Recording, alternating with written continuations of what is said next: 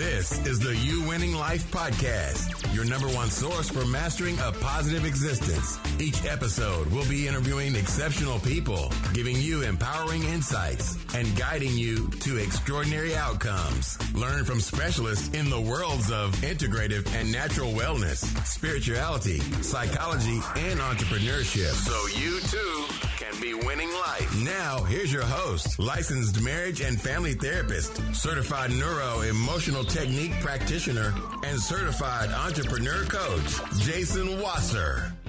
Hey, y'all. Welcome back to another episode of the You Winning Life podcast. And this week's guest is literally only a couple hours away from me in Florida. He's out on the West Coast and soon to be the East Coast of Florida. But Andrew Bustamante is a former covert CIA intelligence officer, decorated military combat veteran, and successful Fortune 10 corporate advisor. After 20 years of leading human and technical intelligence operations for corporate and government clients, Andrew founded EverydaySpy.com, the first ever online platform designed to teach elite spy skills to everyday people. He's been featured in both U.S. and international media, and his training content has been praised for its innovative, authentic, and life-changing impact, which is exactly the pressure I'm going to put on you, Andrew, for having on everybody who's listening to this show with really no pressure. But welcome. welcome. You have such a cool background. And I just wanted to let you know, I just finished season 2 of Condor. I don't know if you've seen that show yet. I have not. I actually stay away from any kind of spy fiction, spy show, because I'm imagining it's got to be what it's like to be a surgeon watching Grey's Anatomy. Right. But yeah, I've got to imagine it's something like when a surgeon watches Grey's Anatomy, because it's just terrible. It's just, I get it. I love the entertainment value of it. And I know that people love being entertained, and that's great. But man, if covert operations played out like they do on TV, nobody would be covert. There would be nobody undercover, and Correct. There would be guns going off all the time. Well, I do live in South Florida, so that's actually kind of what we're. It is kind of like, oh, okay. Like I literally know someone that 2 days ago got carjacked. Oh, so yeah, right. That was not a covert operation. That was pretty overt in the middle of the day on a Sunday. So unfortunately, this stuff is going down, and it is the chaos that is our world around us these days. So just a quick, you don't have to go into the whole lifelong story, but how did you know that was what you wanted to do? Right? Is it kind of like, you see in the shows and the movies, like you were approached out of school, or was this something you grew up with? Like, when was like that defining moment? You're like, what, I want to go into this world. Yeah, I guess that was a little bit like the shows. So the dime store version is I was in the military. I hated short hair. I hated shaving my face. I hated shining my shoes. I hated getting up to an alarm at like 5 o'clock in the morning. So I was not a very good soldier. But I was there, and all I wanted to do, it's like a bad breakup. When you break up with like your first girlfriend or your first boyfriend or your first love, as soon as you break up, what you want is someone who's 180 degrees different. So when I decided to leave the military, I wanted something that was 180 degrees different. So I actually applied to the Peace Corps. And I was like, this is perfect. I'm going to go to Africa. I'm going to help children learn how to do reading and writing, and I'm going to meet like a hippie chick with hairy armpits and hairy legs, and I'm going to live happily ever after. Living the dream. Yeah. And I got picked up on the way. So CIA found my application somehow, and they were like, hey, we know you're trying to go overseas and you're trying to like fall off the map. We'd like to offer you the same opportunity with a different organization.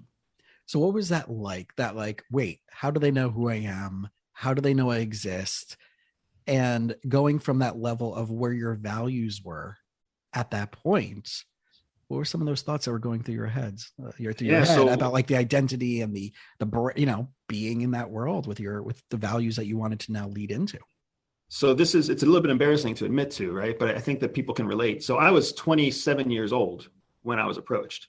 I don't know how intelligent or mature you were at 27, but I was not. So my values were questionable to start with. Mm-hmm. I already had like moral flexibility and moral ambiguity, which is probably why they thought I'd be a good fit. But I basically was just looking for the next best thing. So when CIA was like, hey, do you want to come work for us instead of them? I was like, well, shoot, that sounds like an even better version I was here to get a chocolate cupcake. You're offering me a chocolate cake. Psh, like, this is an easy yes for me. How do you say no to an invitation like that? It wasn't until kind of later on that I started to develop a more mature set of values, a more mature set of, goals and ambitions. And that's what transformed my CIA career, my post-CIA career.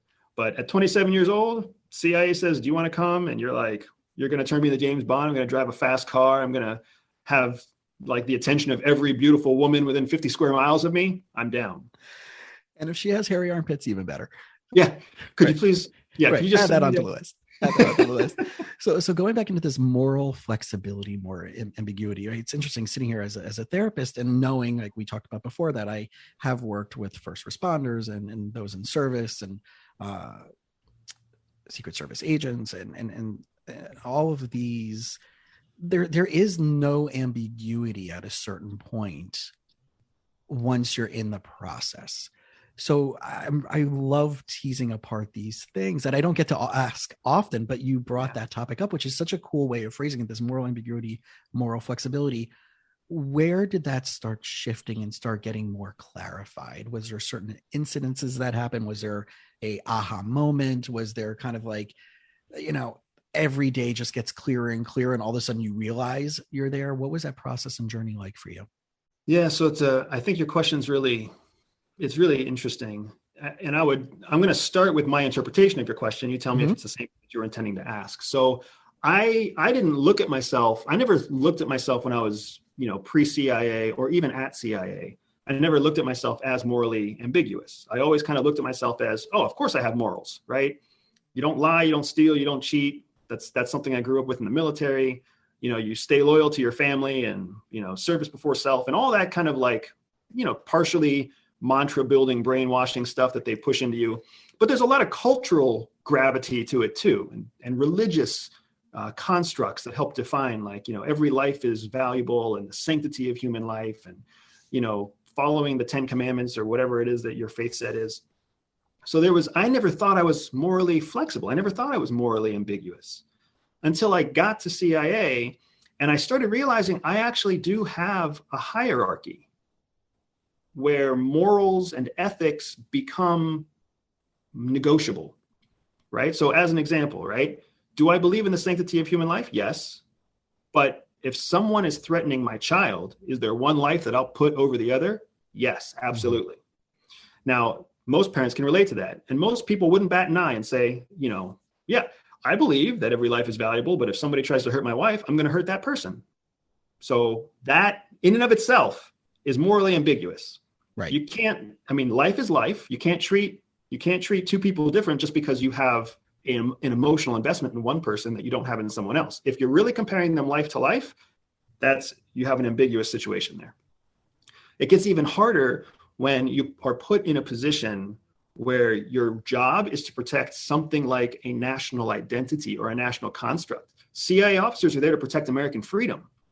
So now it's not just life to life. Now it's American life over non-American life. So now it's like, if I find out that a terrorist, if I find out a child warrior, a child soldier in Kinshasa, Democratic Republic of Congo, is going to kill an American tourist in Congo, what am I supposed to do? Am I supposed to kill the child soldier that's going to kill the adult female? Am I supposed to warn the adult female and run the risk that they don't hear about the warning in time to prevent the attack? What exactly am I supposed to do, right? If I hear of a female suicide bomber who's going to strap a bomb to her chest and walk into a synagogue, what am I supposed to do? Like, who wins out here? Like, is a threat and therefore they no longer become a sanctified life just because they're a threat? So certain people would dwell on that question. Right. I was one of those people who never dwelled. I was one of those people who was like, child soldier is going to shoot that lady. I'm going to shoot the child soldier. And I know that's going to make some people mad. I know some people listening are going to think that I'm a jerk or an asshole or whatever else, pardon my language. But that's the way it is. Like, I'm being trusted with the responsibility of keeping Americans safe. I'm going to keep Americans safe. That's my job.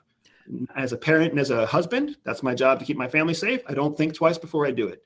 It's the nature of the beast. I can't say that I woke up to it as much as I can say, the CIA put me in situations where I had to make those rapid, fast decisions. And I realized that they didn't keep me up late at night. I just did what I had to do. And I think that's really the driving point of where I wanted you to end up. So I don't know if I intentionally led you there, but but as I'm reflecting back, and I've had, after high school, I spent 2 years in Israel. So you're just talking about suicide bombing in a synagogue. And we just had that in Texas, where we had the person who came into the synagogue in Texas, and there was the Pittsburgh shootings and other stuff that, in my community, we always have to be especially mindful of. And in South Florida, right, they all have most of the synagogues here have security, even especially on the Sabbath and the holidays. But I had friends of mine who were already they're Americans. They went over to Israel and they spent time there. And then they eventually, enrolled in the Israeli army. And I never at 18, 19, 20 years old, that the 2 to 3 years that I was there after high school, I couldn't even imagine myself in that role. And when you said I would be up at night, God forbid, thinking what would that be like to have to make those decisions and have to live with those decisions? And then having friends who still to this day, shout out Ben Goldstein. He's doing some amazing stuff in Israel and fundraising to help support things that the soldiers aren't getting, to keep them safe and protecting certain areas, that he's built differently. His mindset is different, and it's not right or not wrong. And I see this when people are deciding, right? And that's why, if you're going into the CIA, or someone becomes an attorney, or me becoming a therapist, and someone wants to be whatever it is, that we do have predispositions that we can leverage. We have to honor our weaknesses, figure out what our strengths are. But it's interesting that there are certain things, like you said, they knew to look out for certain things that would make it beneficial for a person to join this community. Yeah, exactly. And everybody knows, it's one of those worst kept secret type things, that CIA has a very robust intellectual and psychological battery that new recruits go through. They're not running us through a psychological exam to see whether or not we're crazy. That's Bush League stuff. They already know we're not crazy. Before they ever offer us an invitation, they know we're not crazy. They're running us through that psychological battery so they can find exactly how we're wired and plug us into the type of role that we are best suited to contribute to. Now, make no mistake, CIA and FBI and NSA and the military, they're not there to give you a good life. They're there to find the American citizens that are wired best to protect American ideals.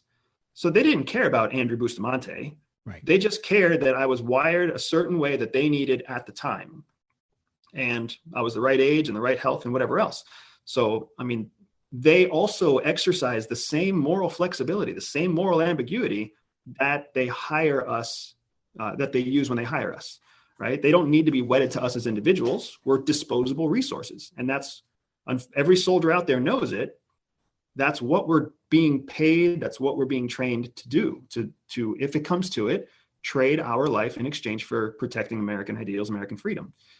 And that's also something that's hard to palate whenever the time comes that you realize that you're a disposable resource. It's not something they lead with in the interview meeting. Correct. And I'm going back to before I became a therapist, and I was working in a nonprofit organization. So it's interesting that you're saying this in that context, because that's the world that you were living in.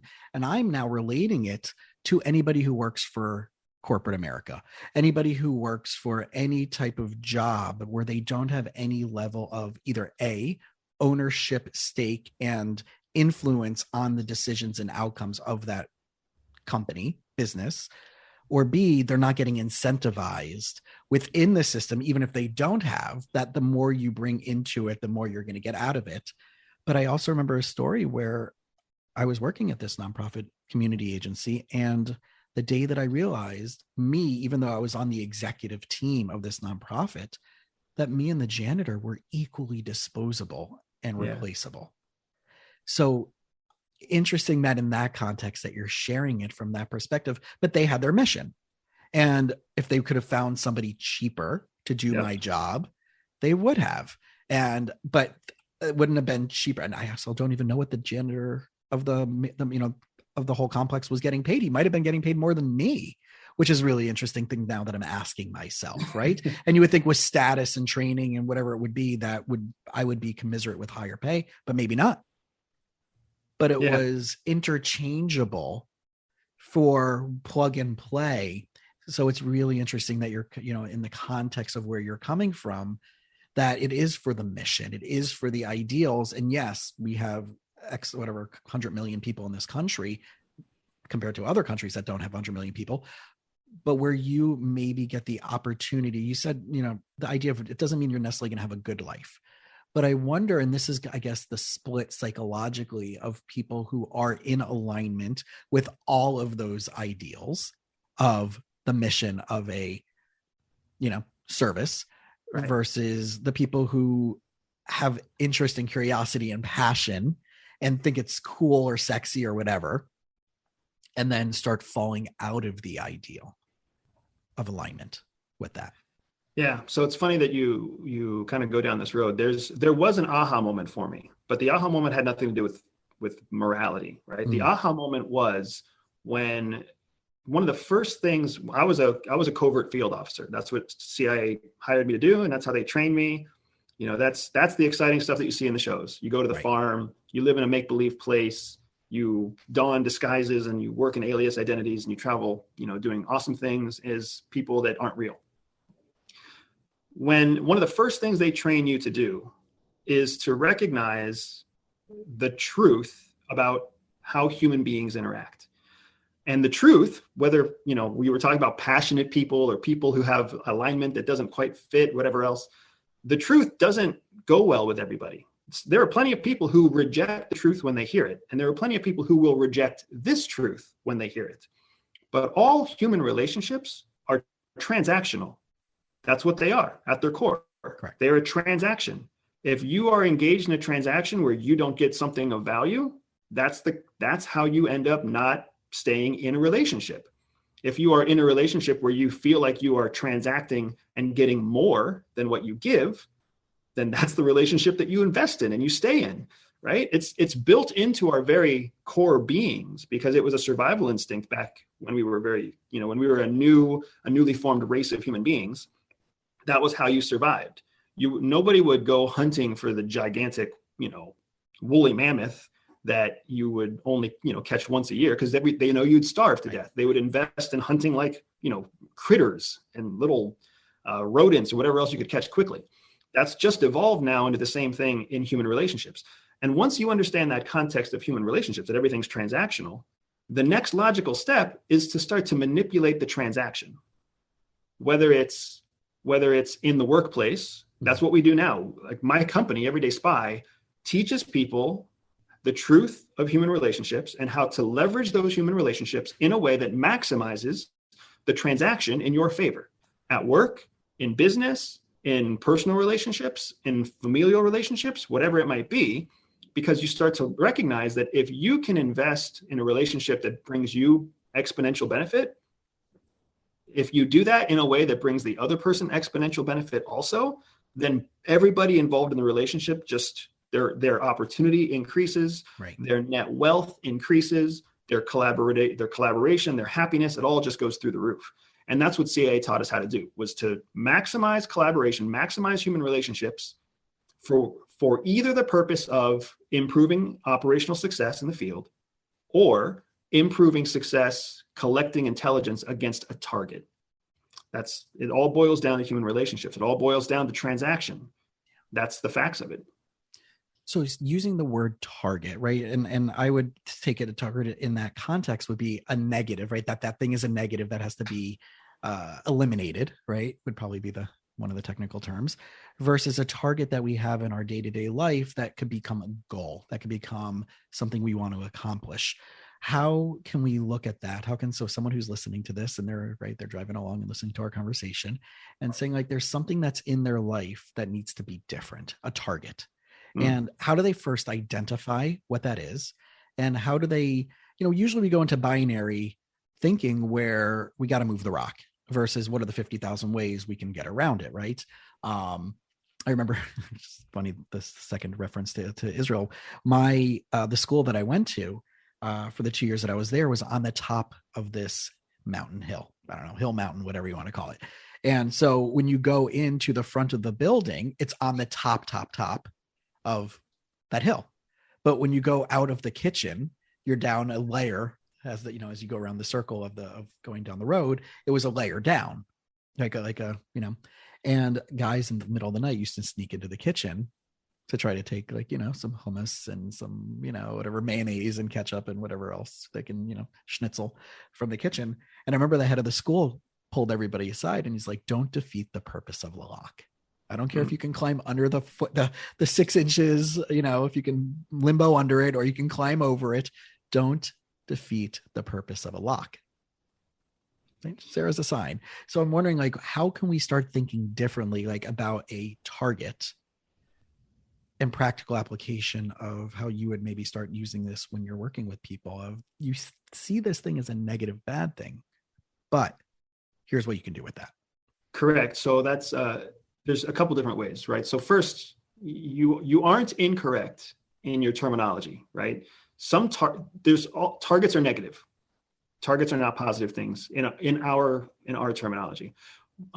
Targets are bad guys like terrorists. Yeah. Targets are information sources because they're like the enemy president or the enemy general.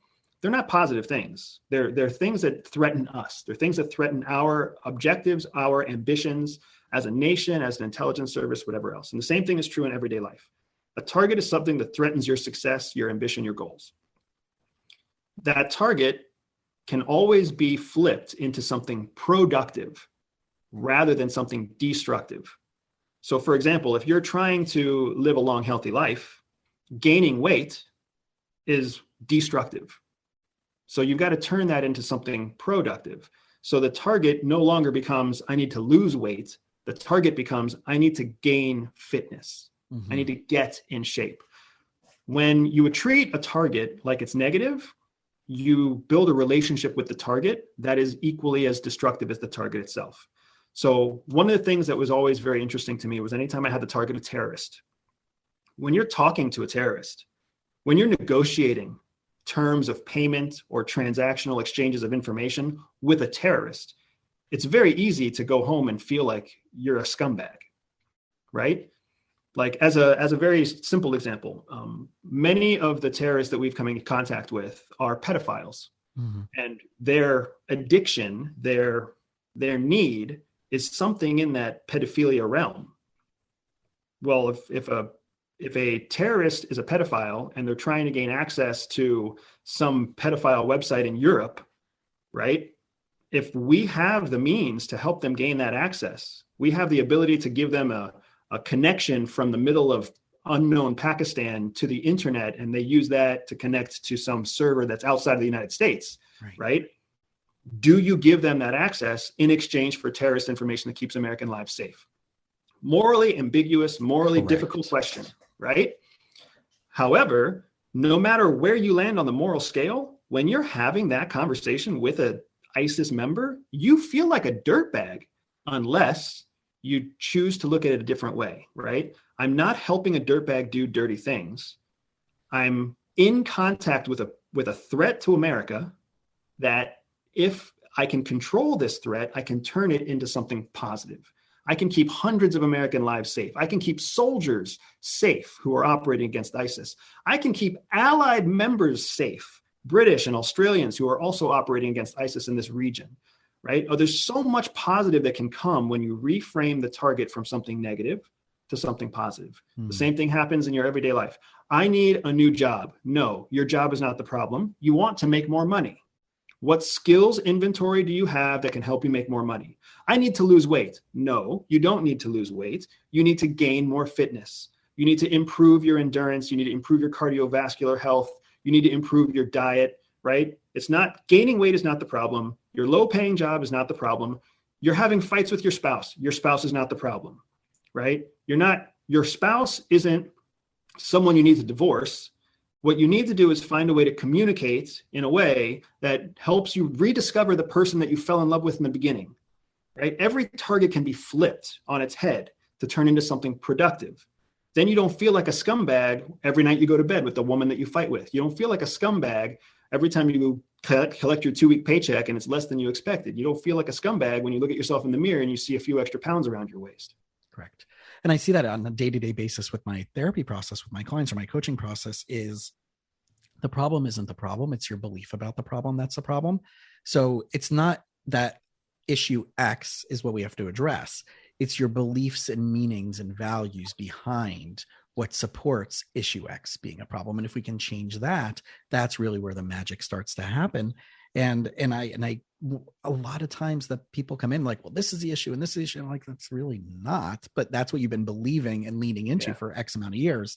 And I know in the world of hypnosis and Milton Erickson or Ericksonian hypnosis, one of my professors once gave an example of when people want to become a person who no longer uses a tobacco product. What are those people typically called? When you decide you no longer want to use tobacco products, they're called. What's your first guess? A quitter, yeah. Right, or they're non-smokers, right? Yeah, non-smokers. So, and think about in the last, since America became, the laws were established that public places and restaurants and certain things where you were no longer to do that, they became non-smoking establishments. And previous to that, when you got on to a restaurant back in the day, what were your options? Where do you want to sit? Do you want to sit in A? Smoking or non-smoking section? Yeah. How did smoking become the powerful, dominant main context, and non-smoking was the weaker, non-dominant context? Yeah, it's a great point. It's a great point. I've heard a similar point made when it comes to nonprofit work and donating money. Right? Why is it that when you are wealthy and you make a donation, you're giving back? Are you giving back because it's insinuating that at some point you took what wasn't yours? How did it become that giving back was suddenly more honorable than just being charitable? Right. Versus it being a great way to have a tax write-off for, right. And feel good about that in that regards. And that's why I do love the idea of like conscious capitalism and doing really good things and making, living and helping more people accomplish things through a mission and a purpose.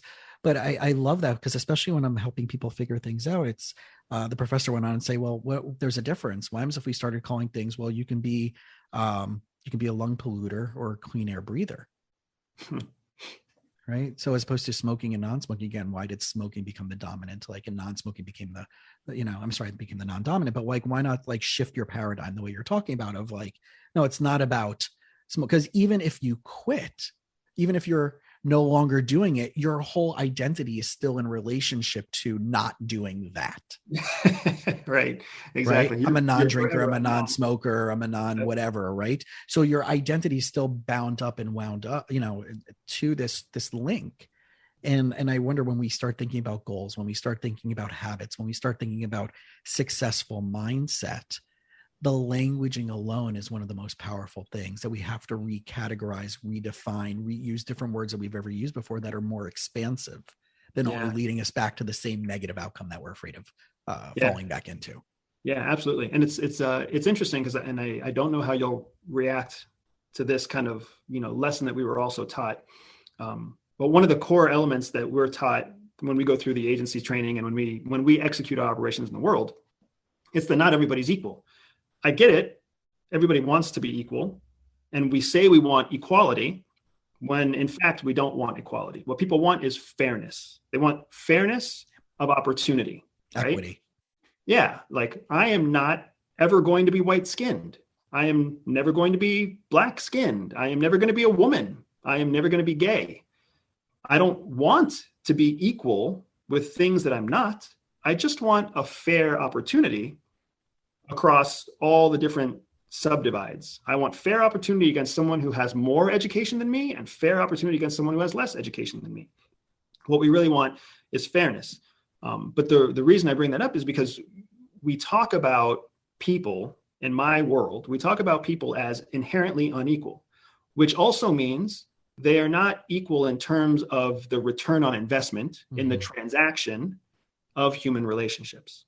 And the general disbursement is something we call the 80-20 rule. I'm sure you've heard of the 80-20 rule, right? Of 100% of people that you'll meet in your life, 80% of them are not going to be worth what you put into them.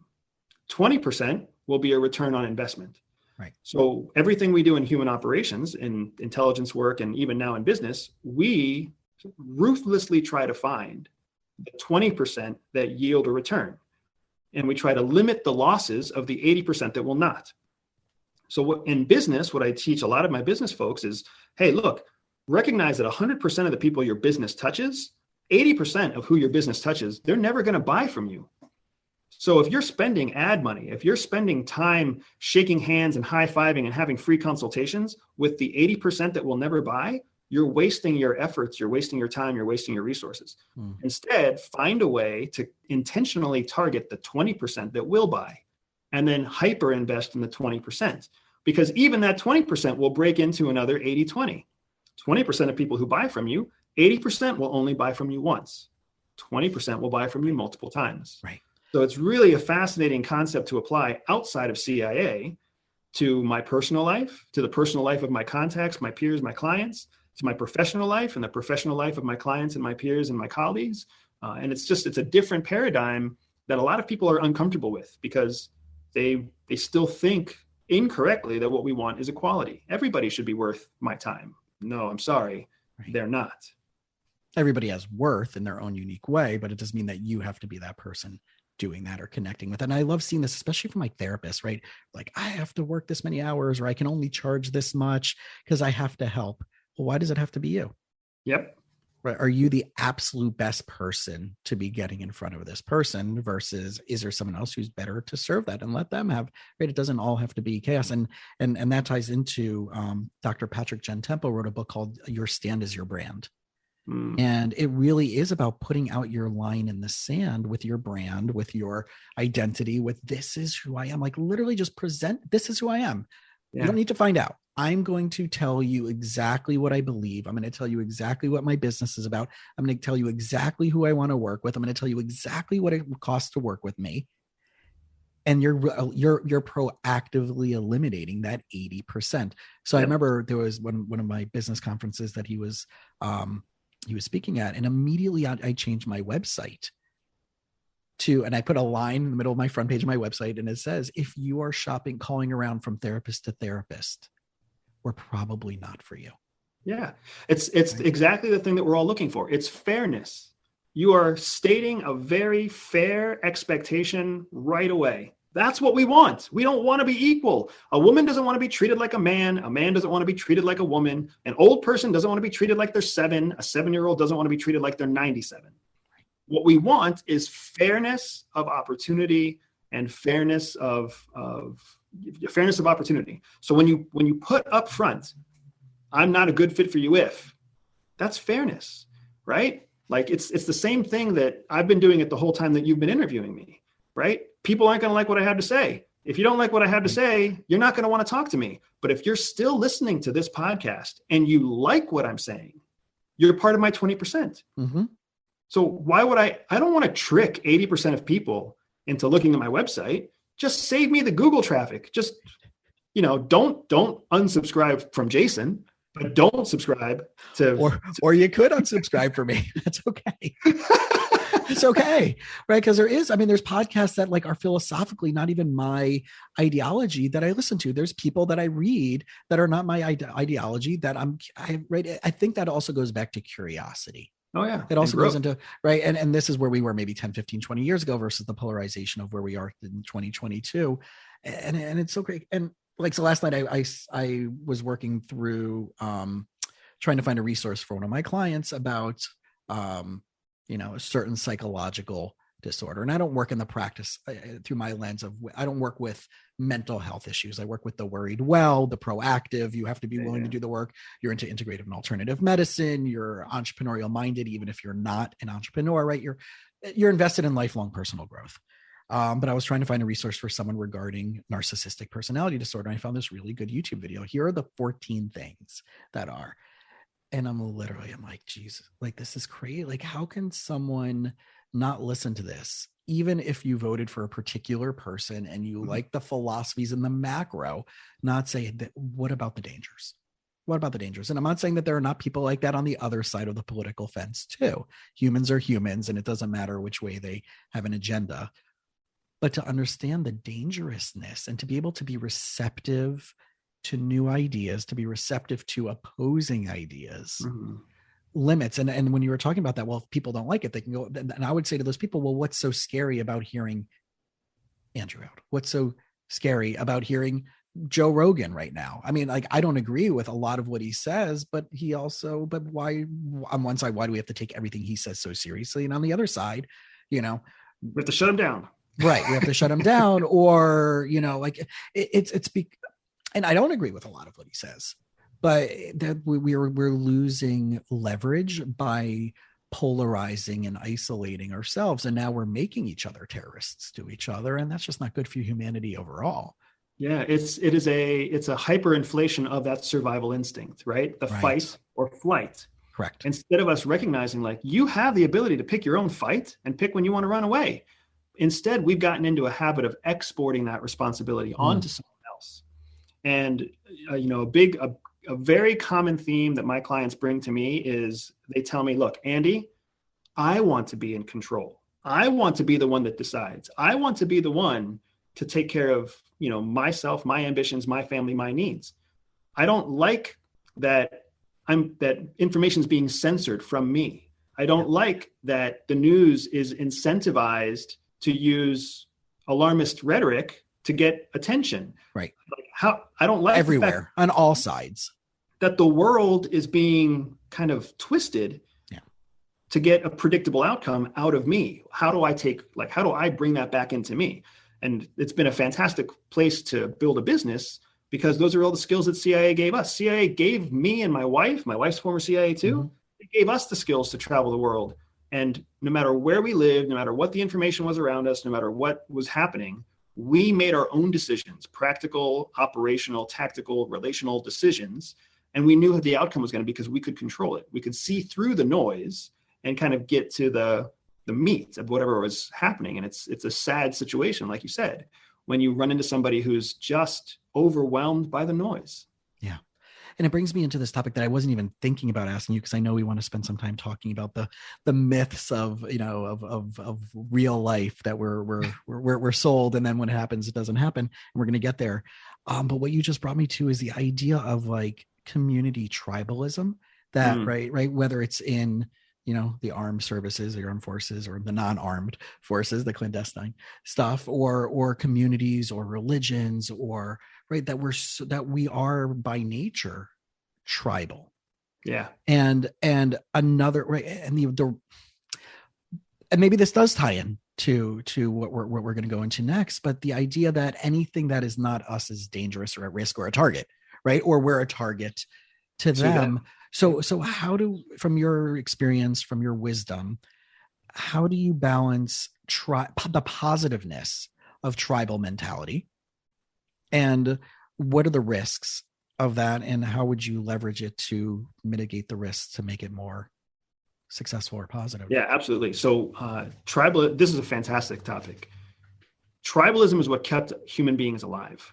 We are a group of creatures that our evolutionary advantage is our ability to commune and become a tribe that can bring mixed talents, mixed experiences, mixed preferences all together and make a whole that's stronger and more productive than we are as individuals. So we are tribal by nature. The risk, in terms of the Reader's Digest definition, the tribalism is the benefit because it brings all these different strengths and talents to the table to serve one larger group. The risk is when we start to define our tribe based off of observable behaviors or observable character traits or characteristics. We're not a tribe because we are all men. We're not a tribe because we're all from the Dominican Republic. We're not a tribe because we're all, brown-eyed. That's not what makes us a tribe. Psychography is what makes you a tribe. We are all, idealists, and we believe in a future where we can make a better outcome for our children by dedicating ourselves to their education. That's what makes a strong tribe, right? It's an ideology. It's a psychography that shows that there is some set of values that we have in common. Now, what has happened is that our tribalism has been manifested with strong polarized messages. The vast majority of people out there don't believe in the far left or in the far right message, but they have no alternative to follow. There aren't enough reasonable voices just left of center, just right of center. Those voices don't exist, or they're muted. They're muted because they're not interesting. They're muted because there's no financial incentive for media to maximize those voices. So you just don't hear of those other options. If I sent you to the grocery store and told you to buy milk, and there was a giant stack of skim milk and a giant stack of whole milk, you would think there's only two types of milk, right? So what we have to do is we have to no, there's actually oat milk and almond milk and, soy milk and 2% milk and whatever else and lactose-free milk. Right. And that milk isn't just from an animal, right? We're expanding the definition. Exactly right. So it's hard because we instinctually, we want tribes, and tribes are a good thing. That's what makes us better. It's what makes us stronger. How much stronger would a tribe be if it included people from all the diverse opinions that are out there? That's what the United States, the great American experiment, was supposed to be, right? Let's bring all these very different groups together and let us come to a consensus, even though it's going to take time, it's going to be ugly and whatever else. That's going to make us stronger than a single king or a single totalitarian ruler making the decisions for everyone until that totalitarian ruler is either overruled or dies and replaced by someone else. Yeah. Meet the new boss, same as the old boss. Yeah. But both are tribes. Right. But one is a tribe that's based on psychography, and the other is a tribe that's based on family name or lineage or, wealth or whatever else, status. Right. And is there something that, so I went to my first therapist in-person continuing education training in years. So every 2 years I have to do a certain amount of CEUs, continuing education, to keep my licensure up in Florida and other states that I'm licensed in now. And I did my first one in person. That was not just to get the job done, right? Not just to keep my credits up. And for the last many years, I've been doing, most of my focus has been outside of the traditional therapy world, this integrative and alternative medicine and functional nutrition and, mind-body healing stuff, where my community is majority chiropractors and acupuncturists and people who are licensed in those type of fields that have a different, philosophy of, more also in alignment with the way I was trained as a marriage and family therapist. It's much more systemic versus pathology diagnosis based. But it's a rabbit hole. So when I'm, it's, my joke has been I don't even do therapy trainings anymore because I've evolved into a different tribe, into a different way of mindset, that I wasn't getting satisfaction or finding connection with people in the community that I originally sprouted from. And now finally I'm seeing so there is a teaching on psychedelics and mental health. Oh, there is a training that I can do on integrative nutrition for mental health practitioners. Oh, they're finally catching up to where I already am. Let me just do that as a cover my ass, for continuing education. God forbid something ever happens, right? But as a CYA technique, even though I already know all this stuff. So it becomes a full loop, but sometimes we're taking this initiative you're doing, to do what you're doing after you leave. And we're going to jump into that now, but the transition into the real world, so to speak, being a muggle, as they would say in Harry Potter land, right? But knowing that in a way, I had this non-realized judgment of even people I went to graduate, my philosophy, not people I went to graduate school with, where I loved it. I'm wow, we think so differently than other therapists. And now I jumped into this other community. I'm oh my God, we think so differently than everybody, where I started becoming critical and judgmental. And I had to reorient myself back to that of saying, that didn't work. That didn't feel good, because they're all doing good things out there. Right. Right. And so it's hard to let go of that. It's hard to let go of the position of criticism. It's a concept we call in the intelligence world perception versus perspective, right? Perception is something that belongs to you. In your perception, somebody is less than you. In your perception, something is popular and something is not.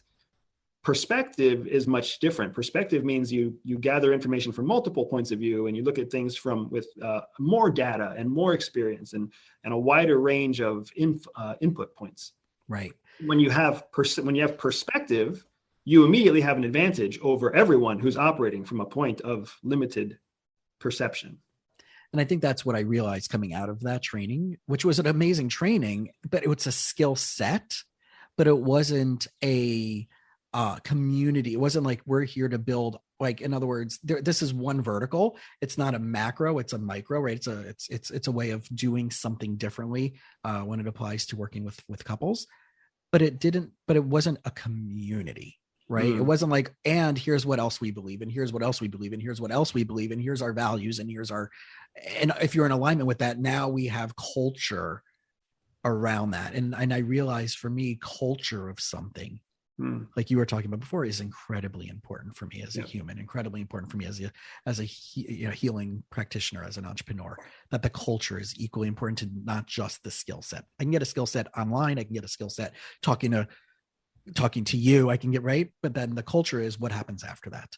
And it's interesting. So what happened after that? What happened after the CIA?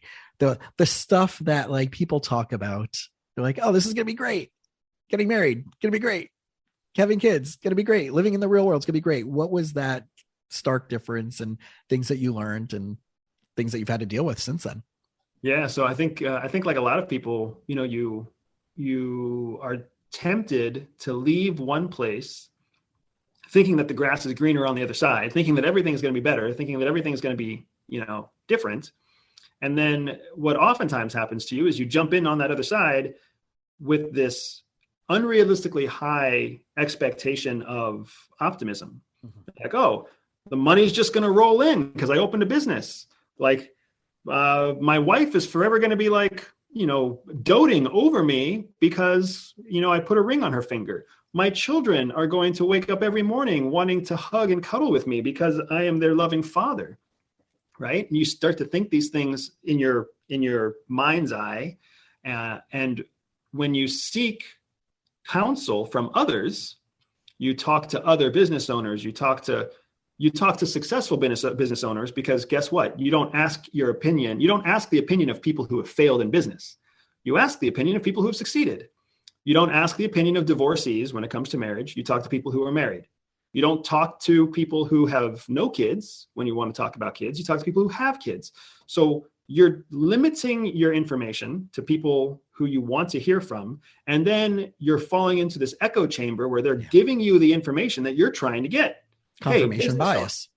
That's what confirmation bias is. Exactly. Business owner, tell me how you started your business. And the business owner's like, well, I started my business doing this. If you don't ask him, like, what was the biggest mistake? When did you lose the most money? If you don't ask him that question, he's not going to give you that answer. Yeah. Same thing happens when you're like, hey, what's pregnancy like? If a woman asks another woman, what's pregnancy like? It's very unlikely that the answer the pregnant woman or the experienced woman is going to give is she's going to say, oh, well, you're going to start peeing your pants and you're not going to sleep very well and life's pretty miserable. That's not what she's going to say, because she knows that's not what the other woman wants to hear. She's going to say, oh, it's amazing. And you've got this little life inside you, and like you feel them kicking, and it's a miracle that life is happening.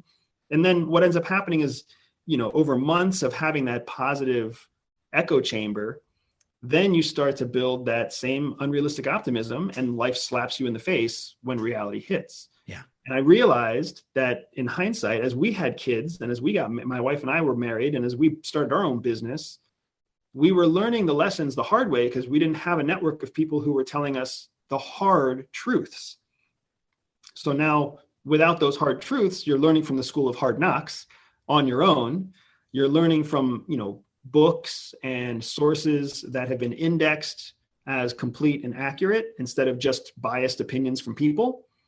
And it's a reminder that the same stuff we learned at CIA about transactional relationships is still very much the way the world works. Yeah. So it's just, once you learn that lesson, we turned it into a business. We turned it into a business to say, hey, every relationship is transactional. Let's return more value than what we ask for. And that's going to bring people coming back to us, and we can keep giving more value, and they can keep exchanging, whether it's buying a product or giving us a like on Facebook or, listening to our podcast, whatever it is, people are exchanging value with us for the value we are giving them. And that's been super valuable. It works out in our business, in our marriage, as we raise our children, as we travel the world and homeschool. That's just been a fantastic truth for us.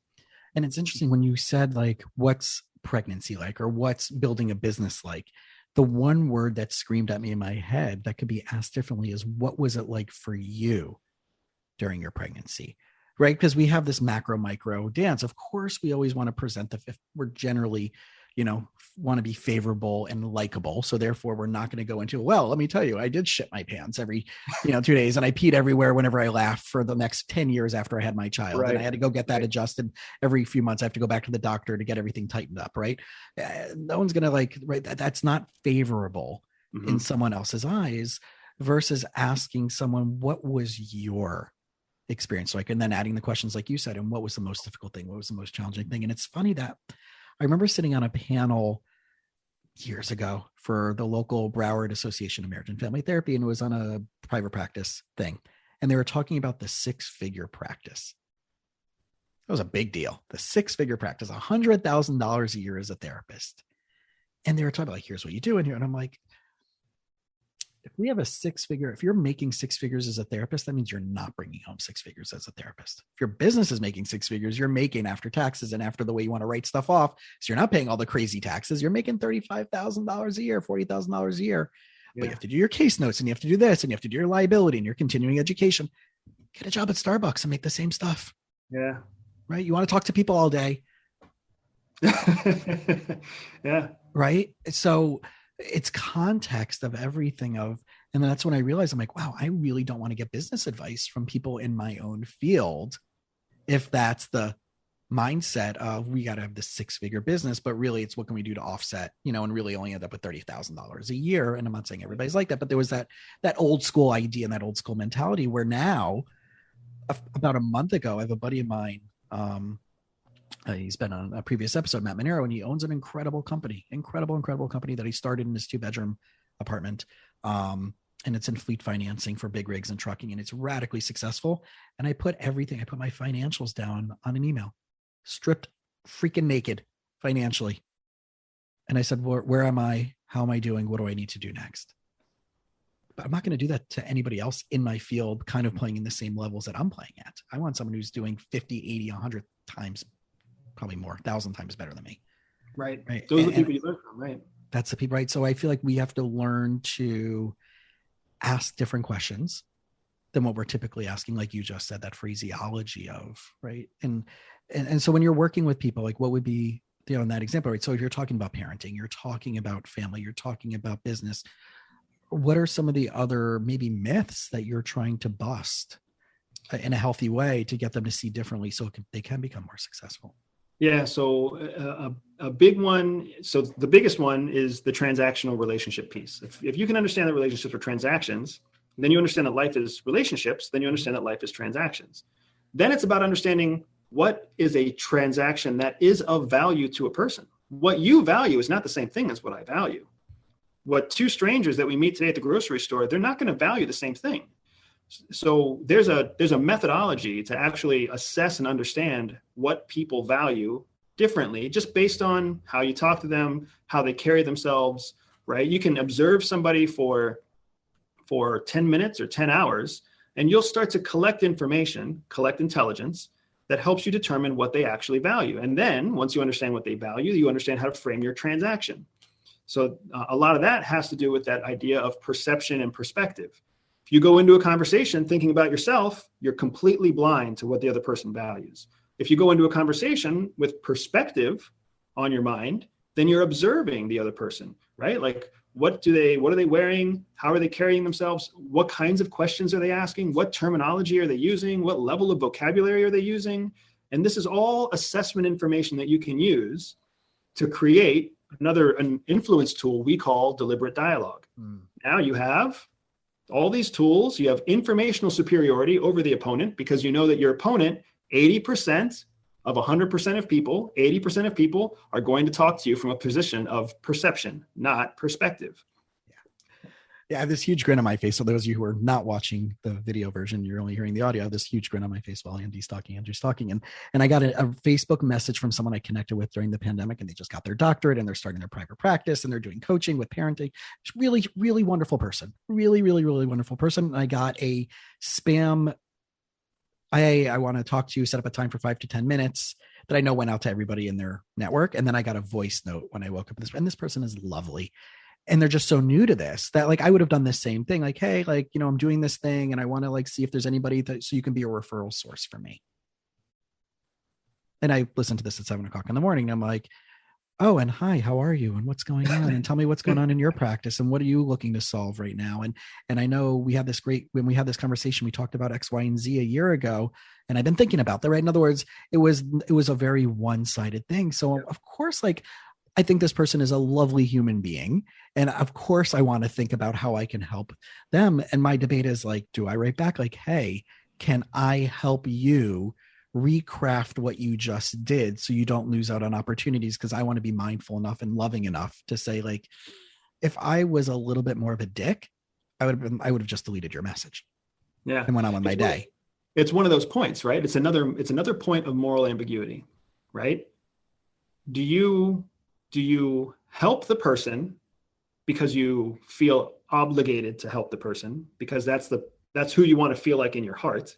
Or do you judge the interaction as no benefit to you in terms of transaction and then just not help the person?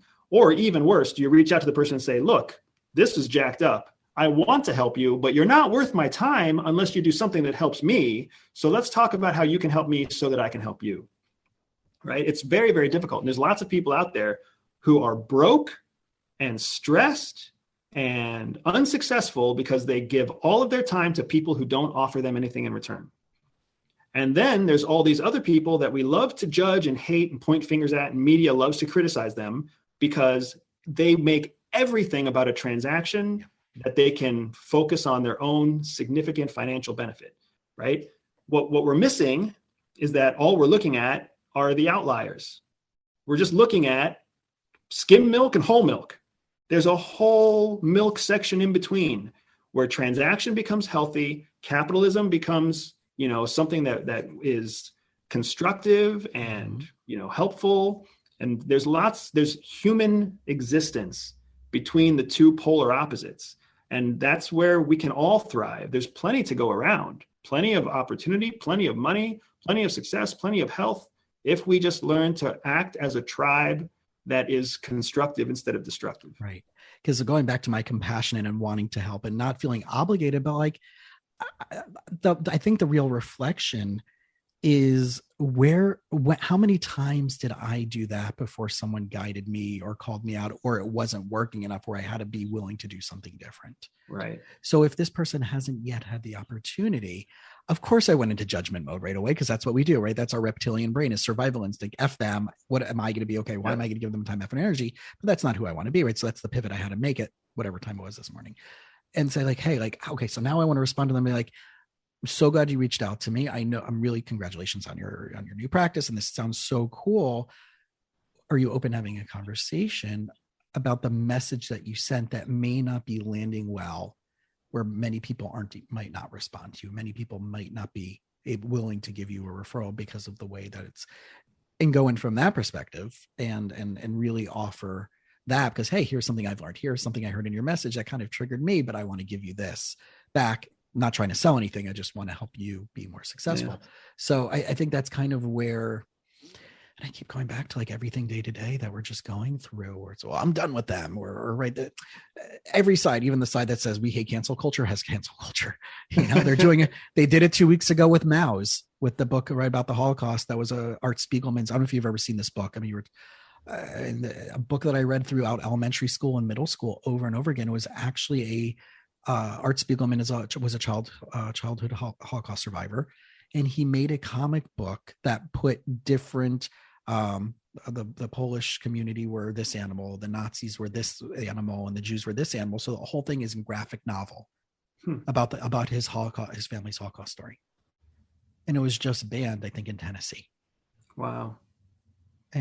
But we are anti-cancel culture, but yet we're going to cancel, right? But it's so interesting to see. And this is a book that I read over and over and over again, 6th grade till probably 12th grade. I remember doing book reports on this book willingly. Yeah. Right. And yeah. And I mean, everything that you're saying is a very solid example of perception, right? you remember, you see it, you remember it, you have these feelings tied to it. But the existence of the typical person in Tennessee is nothing like your existence. Right. And it's when you start to adopt some perception or some perspective over perception, now you're taking a step that 90% of people don't take. And that's what would give you an informational advantage in having a conversation with a potential client who lives in Tennessee. Yeah. Right? So when people go to your website, what are they finding? I mean, everydayspy.com, and they can go on your YouTube channel as well. And you have the awesome book, Everyday Espionage, Winning the Workplace. What are they getting? Where are they? Like, I know there's Spy Hacks and there's Spy Tribe and Spy Craft, and you have your podcast. So what are some of those verticals? Yeah. Whenever you land on the website, my goal is simple. My goal is just to pour as many practical spy skills into your toolkit as quickly as possible. Because everything in the spy world is about practical, like recall, memorable, and beneficial. So whether you land on my Everyday Espionage podcast, if you're a podcast listener, whether you land on my website, everydayspy.com, because you are a visual learner and you want to read blog posts, or whether you go to my spy game at everydayspy.com and you see the big spy game, a banner up there, because you're an experiential learner, whatever your learning style is, I've built everything so that you can just jump in and you can start absorbing as much information in the area that you want to learn as possible. Want to learn about personal protection? I have a whole section of blog posts for that. You want to learn about spy skills specifically because you want to be a human professional intelligence officer? Go ahead and take the spy game, right? That's the objective, because my goal is, in a transactional relationship, if I pour as much as I have and I give it to you, the people that it helps, those are going to be the people who come back and say, I trust you, Andy. I want to learn more from you. I want to use the skills that you've taught me to get ahead in business or get ahead in relationships, get ahead in life. And I trust that these skills work because the free stuff you gave me, I used it and it worked. Yeah. That's the game. The game is an 80-20 game. 80% of people who hit my website, they're not going to read it. If they read it, they don't apply it, whatever. That's dead traffic to me. It's the 20% that hit it, learn something new, apply it, and see it work. That's who I'm investing in. And I have no problem with that. I don't obsess with metrics. I don't obsess with downloads, because, when you start subtracting 80% of all of your success as wasted, it's not very encouraging, the number that's left. So if someone is the 20%, what's the next step for them?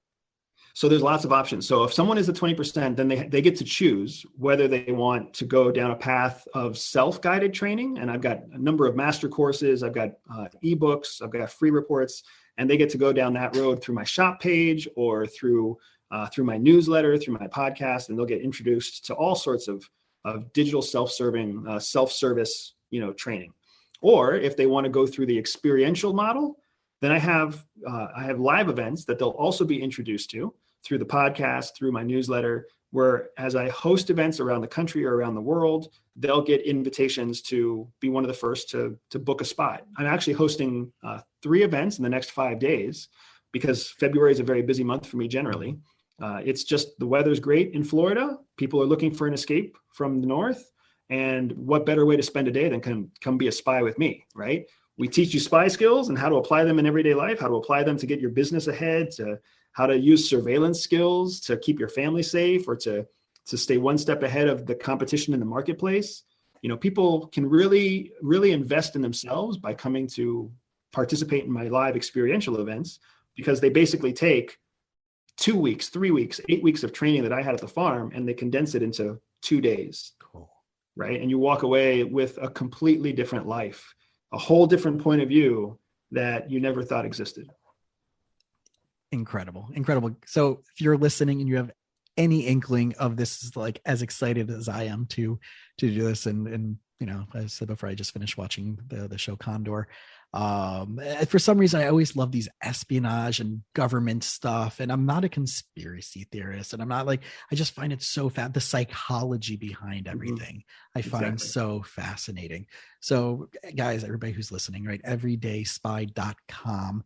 First place to start. Everything is there. It's very easy to navigate on the website. There's all the podcast link, like Andy was talking about. There's all the YouTube links. Everything is there on that website. And if you found any value, there is no price of admission to listening to this show. If you found anything of value, please go online, especially on Apple, and leave us a positive review. If you really enjoyed what Andy was saying, go on his podcast and go on Apple iTunes and leave a positive review. Hey, I heard you on Jason's You Winning Life podcast.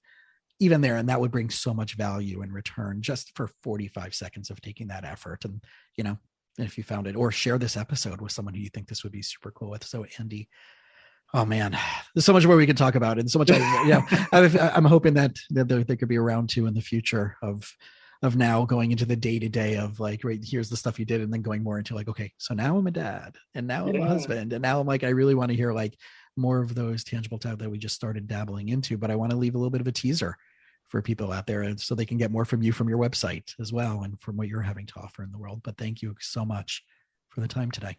Yeah, my pleasure, Jason. I would be happy to come back for a round 2. Anything we can do to enrich and educate others is really what leaves a legacy that's worth leaving. So that's what you're here for. That's what I'm here for. Let's do it. Love it. All right, y'all. See you in the next episode. Thanks for listening to the You Winning Life podcast. If you are ready to minimize your personal and professional struggles and maximize your potential, we would love it if you subscribe so you don't miss an episode. You can follow us on Instagram and Facebook at You Winning Life.